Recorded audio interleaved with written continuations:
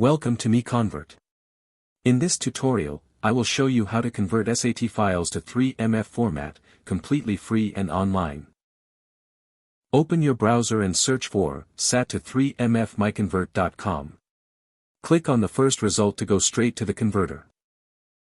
You are now on the SAT to 3MF converter page. The interface is clean and easy to use. Let's upload a file. Click the Choose File button. A file picker will open. Select the SAT file you want to convert, then click Open. Your file is loaded and ready. You can see the file name, size, and destination format. Click Convert now to start the conversion. The conversion is in progress. You can see the progress bar moving. This usually takes just a few seconds. Done. Your file has been successfully converted. Click Download to save the 3MF file to your computer. That's it.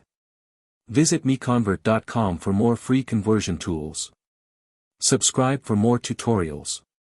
Thanks for watching.